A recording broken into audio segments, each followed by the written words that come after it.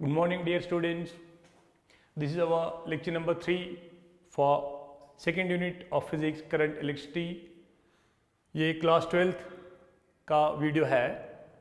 जैसे कि last video में हमने पढ़ा था how to measure the electric current.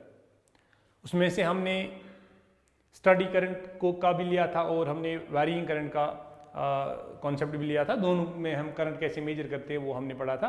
इस वाले वीडियो में हम देखेंगे, जैसे कि आपको पता है current is the directed motion of the electric charges, net amount of the charge. ये मोशन जो है ये ट्रांसलेटरी मोशन भी हो सकती है और ये रोटेटरी मोशन भी हो सकती है. सो दैट्स वाई मैंने आज का टॉपिक इसी पॉइंट को जहन में रखते हुए बनाया है आपके लिए. Current due to translatory and rotatory motion. Now due to translatory motion, आपने ट्रांसलेटरी मोशन 11th में पढ़ा होगा. सो हम सीधे जाएंगे ट्रांसलेटरी मोशन के लिए. अगर हमारे पास कोई कंडक्टर है जिस कंडक्टर का कोई क्रॉस सेक्शनल एरिया है A is the cross sectional area of this conductor. अगर चार्जड पार्टिकल्स इस कंडक्टर में से इस तरीके से जा रहे हैं कि हर एक जैसे अगर कोई किसी ऑब्जेक्ट की ट्रांसलेटरी मोशन देखनी होगी तो हम कहते हैं कि अगर एक ऑब्जेक्ट एक जगह से दूसरी जगह इस तरीके से जाएगा कि उसका हर एक पार्ट जो है वो इक्वल डिस्टेंस ट्रैवल करेगा, उसे ट्रांसलेटरी मोशन कहते हैं. तो यहाँ पे हम कह सकते हैं कि अगर ये charged particles in a particular direction means along straight line अगर ये जा रहे हैं, ठीक है, स्ट्रेट पाथ ट्रैवल कर रहे हैं, तो उसमें हम कैसे करंट मेजर करेंगे. अगर चार्जड पार्टिकल्स इस क्रॉस सेक्शनल एरिया में से पास हो रहे हैं such that every charge of each particle is Q, ठीक है. सो ये इस क्रॉस सेक्शनल एरिया को क्रॉस कर रहे हैं and how much time they take to cross this cross sectional area? They take a time of t. After time interval t, during this time interval t, n number of the charges cross through this pass through this area A in time interval t such that there are n charged particles and charge of each particle is q. So हर एक का charge जो है that is q. So वो यहाँ से वापस आ रहे हैं इसमें से पास होके and the total number of charged particles are n. n is total number of charges जो कि इस एरिया में से फ्लो हो रहे हैं. देयरफॉर अगर हमें नेट चार्ज निकालना होगा, q नेट चार्ज, एक चार्जड पार्टिकल का चार्ज जो है दैट इज q. अगर दो होते q प्लस q 2q, अगर तीन होते q प्लस q 3q, लेकिन हमारे पास n total number of charged particles हैं तो नेट चार्ज जो हमारा बन जाएगा that will be n times q, ठीक है. So we will say that current will be equal to net charge divided by time taken t.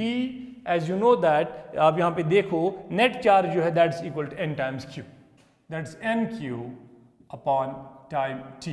This is our equation 1. This is our first simple case जिसमें ये दिया गया है कि एक particular cross sectional area of a conductor में से जब ट्रांसलेटरी मोशन ऑफ चार्जेस इस तरीके से हो रही है कि टोटल नंबर ऑफ चार्जेस जो हैं वो n है और हर एक चार्जड पार्टिकल का चार्ज जो दैट्स q, और ये इस क्रॉस सेक्शनल एरिया में से पास हो रहे हैं during total time interval of t, ठीक.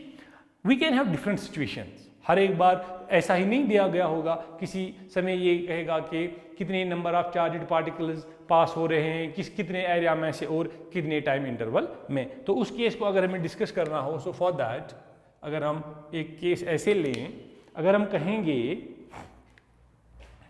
Late n is the number of charges passing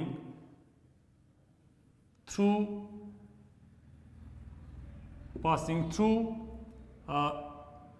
cross sectional area A in time interval t. ऐसे भी लिख सकते हैं let n is the number of the charges passing through a cross sectional area A in per unit time or per unit time. Okay, and charge of each particle charge of each particle is Q। अगर ऐसी situation दी गई होगी तो हम कैसे current निकालेंगे? So as we know that current निकालने के लिए, करंट को मेजर करने के लिए हमारे पास फॉर्मूला है that current is equal to net charge divided by time taken T। So in this case we have to calculate the net amount of the charge. लेकिन नेट चार्ज को निकालने के लिए हमें ये पता होना चाहिए what is the number of the charged particles, total number of the charged particles, जो कि इस केस में दिया गया था। इस दूसरे केस में n जो है, n आप थोड़ा गौर से देखो, ये n जो है ये नंबर ऑफ पार्टिकल्स नहीं है, ये है number of charged particles but passing through a in time interval t।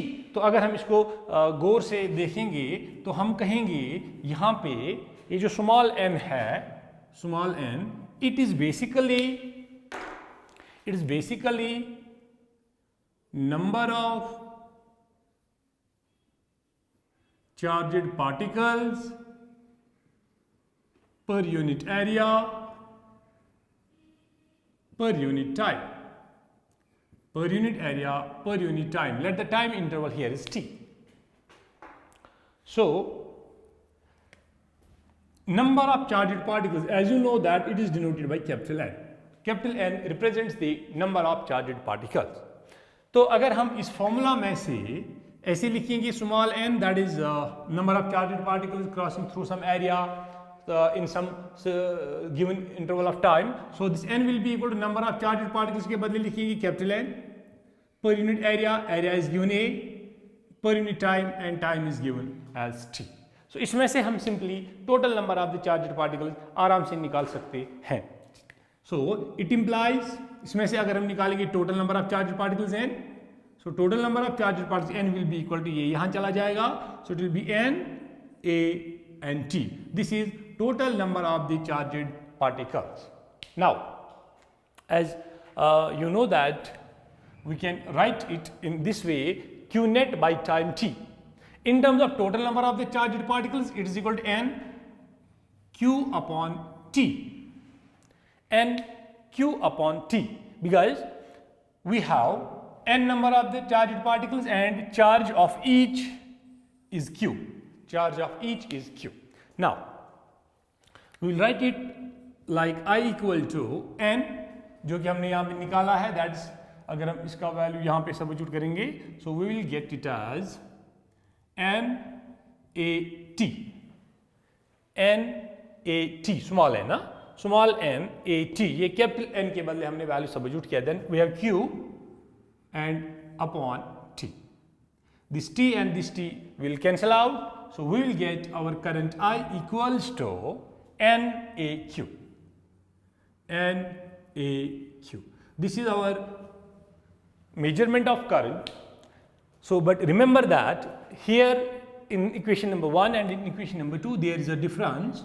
In equation number 1 this capital N is the total number of the charged particles, but here this small n is not the total number of the charged particles, it is total number of charged particles per unit area per unit time. So अगर ये दिया गया होगा total number of charged particles per unit area per unit time, ये दिया गया होगा directly, so directly उसका वैल्यू यहाँ पे सब्स्टिट्यूट करना है, and area of the cross section and charge of each charged particle. So this is our formula by which you can calculate easily the current crossing passing through this cross sectional area when the motion is translatory.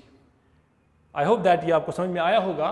तो थोड़ा सा और एक special case ले लेंगे, जैसे कि हमने ये this is due to translatory motion, इसका एक केस हमने लिया जिसमें हमने ये कहा कि n जो है ये total number of charged particles per unit area per unit time है। अब अगर ऐसी सिचुएशन होगी जिसमें total number of charged particles per unit volume दिया गया होगा, पर यूनिट एरिया नहीं दिया गया है, पर यूनिट वॉल्यूम दिया गया होगा, और उसमें यह कहा गया होगा charge of each particle is q and each charged particle is moving with A velocity v, तो उसमें हम कैसे निकालेंगे करंट को, ठीक है। So let's discuss that case also. Let this is our क्योंकि वॉल्यूम दिया गया है, सो हमने एक कंडक्टर बनाया जिसका क्रॉस सेक्शनल एरिया A है, uniform cross sectional area, let its length is L, so as it is obvious that if we will calculate its volume, so its volume V will be equal to area into length. So this is the volume. Let the current is which enters this या passes through this conductor is I. लेकिन case जो है वो है, this is our case 2. जैसे case first में हमने देखा n स्मॉल n जो था that was number of charged particles per unit area per unit time, लेकिन यहाँ पे कुछ और ही है. ठीक है, so let the time taken for the charged particles to go from one end to another end is t. So let अगर n होगा, let n is the total number of charges or total number of charged particles per unit volume,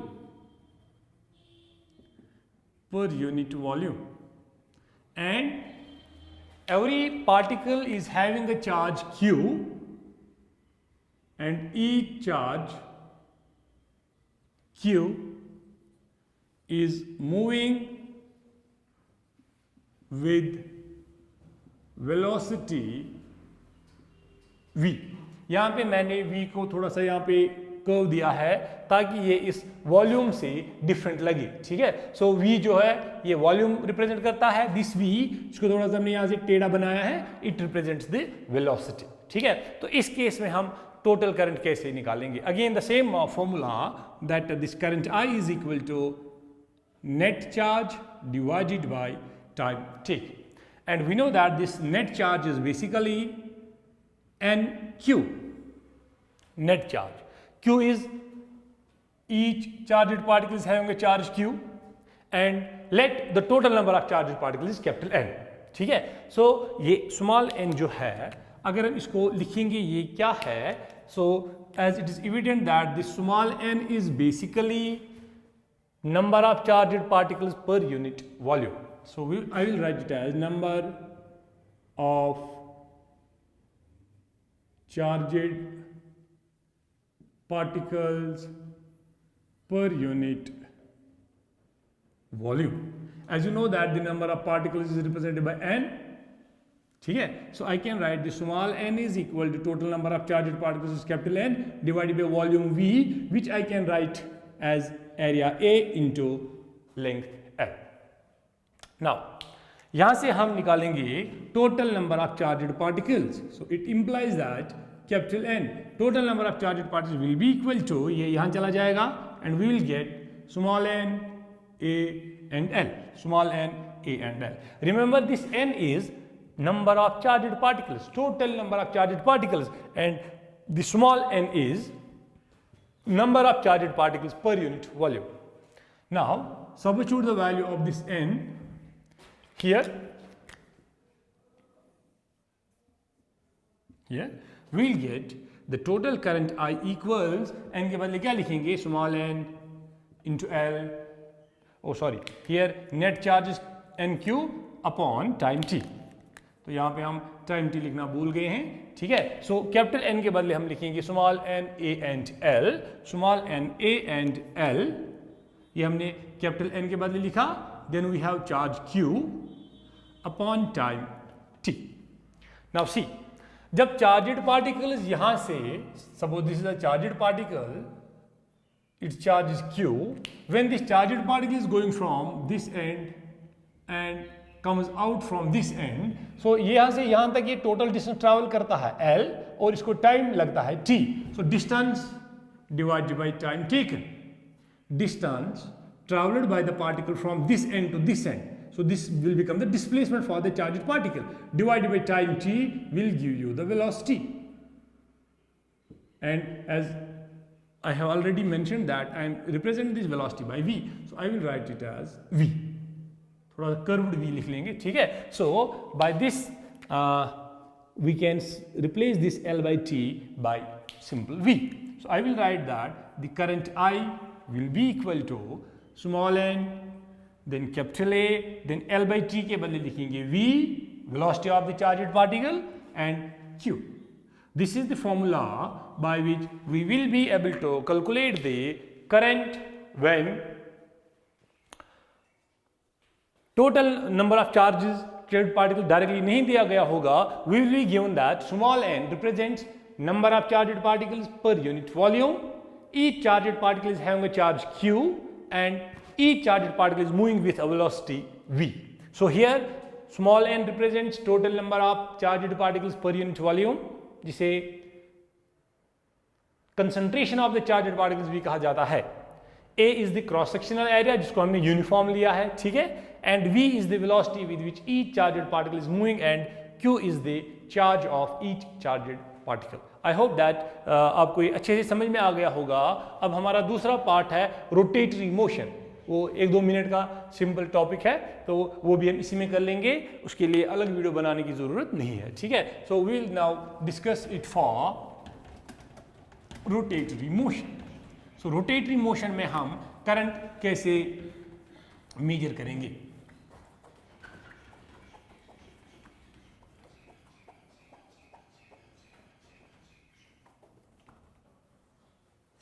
As you know that electrons revolve around the nucleus, तो वो circular path बनाते हैं.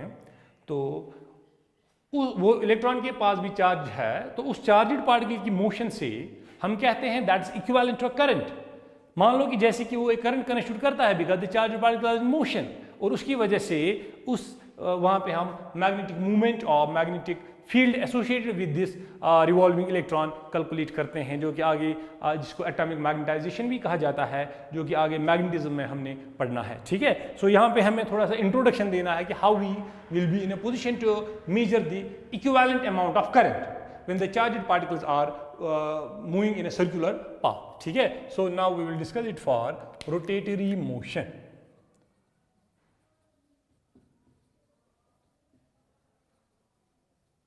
Let a charged particle is moving in a circular orbit, circular path,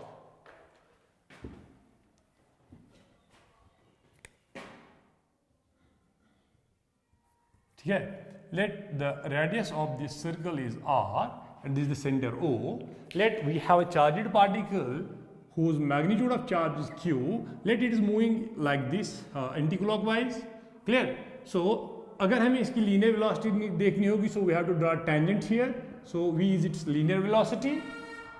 If the angular velocity of the charged particle is omega and let its linear frequency is nu or n और f, जो आपको अच्छा लगे आप कोई भी इसमें से यूज़ कर सकते हो.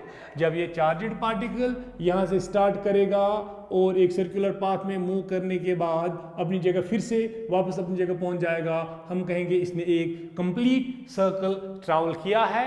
And the time taken will be equal to its time period.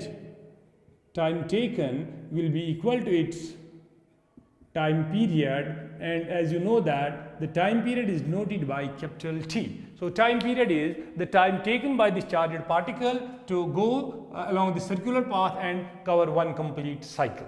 Okay, and आपको पहले से ही पता होगा the reciprocal of the time period 1/t is our frequency, linear frequency f. So अगर हम rotatory motion में current calculate करना चाहें for this charged particle as its charge is q divided by time taken is t. अगर ये यहाँ से आके फिर अपनी जगह वापस आ जाएगा, फिर continuously मूव करेगा, हम कहेंगे there is continuous motion of the charged particle and we can say that it is equivalent to a current carrying circular loop, जो कि हम आगे पढ़ेंगे, ठीक है.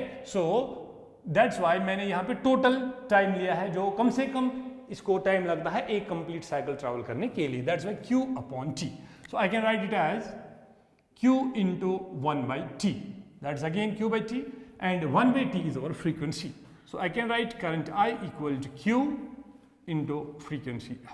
So this will be your formula by which you will be in a position to calculate the current when a charged particle is moving in a circular path. Q is the charge of the charged particle and f is the frequency. You can replace this f by n or nu as you like. Okay, now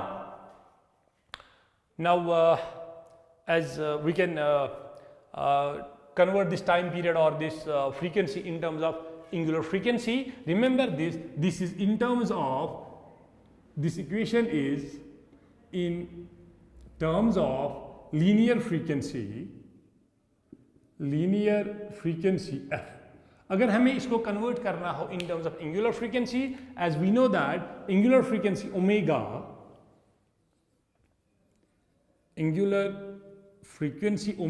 is equal to 2 pi upon t, or that is equal to 2 pi 1 by t is our f. So we can calculate the value of this f. So f will be equal to omega upon 2 pi. So अगर हम इस f का value यहाँ पे substitute कर लेंगे, we will get one more relation, that is current I equals to q. Then instead of this f I will write omega upon 2 pi. So this will be your another equation by which you will be in a position to calculate the current of that very charged particle which is moving in a circular path. Q is the charge of that charged particle and omega is the angular frequency of that charged particle, and 2 pi is simply a constant. Now we can even convert it in terms of the linear velocity, as we know that in case of circular motion we have another formula, that is linear velocity v is equal to this angular frequency omega or angular velocity omega into radius r. So यहाँ पे अगर हम omega का value calculate करेंगे, omega will be equal to our linear velocity upon radius r. अब इस omega का value हम यहाँ पे सब्स्टिट्यूट कर लेंगे, we will get one more beautiful result, that is current I equal to q upon 2 pi. Omega के बदले हम लिख सकते हैं v by r. So if the charged particle is moving in a uniform circle, so you can replace this 2 pi r by the circumference of the circle. Okay, so this is your equation number C. So this is in terms of angular frequency, this equation is in terms of linear frequency, and this equation is in terms of the linear velocity. In terms of linear velocity. I hope that you will easily understand this today's video regarding the current due to the different types of the motions. So इंशाल्लाह आगे जो हमारा lecture number 4 होगा उसमें हम units of the electric current पढ़ेंगे और देखते हैं कि कितना टाइम लगेगा उसमें. तो अगर टाइम बचता है तो कुछ और भी उसमें से टच करेंगे. So I request you all to stay inside your home and study. This is a good time. जैसे कि आपको पता भी है हालात के हिसाब से टाइम बिल्कुल अच्छा नहीं है, लेकिन आप स्टूडेंट्स के पास एक अपॉर्चुनिटी है. आप पूरे दिन घर में बैठते हो तो आप थोड़ा सा टाइम फिजिक्स को भी दे सकते हो. जो भी बुक आपके पास अवेलेबल घर में है आप उसको पढ़ो, आराम से पढ़ो, और जहाँ पे आपको समझ में नहीं आएगा आप हमारे व्हाट्सएप नंबर पे हमसे कांटेक्ट कर सकते हैं. हम आपकी खिदमत के लिए हाजिर हैं. और I request you once again subscribe our channel so that you can get the notifications regarding our coming video lectures. जहाँ कहीं पे भी आपको कन्फ्यूजन होगा या और क्लैरिफिकेशन की ज़रूरत है आप हमसे कांटेक्ट कर सकते हैं. टिल देन अल्लाह हाफिज़.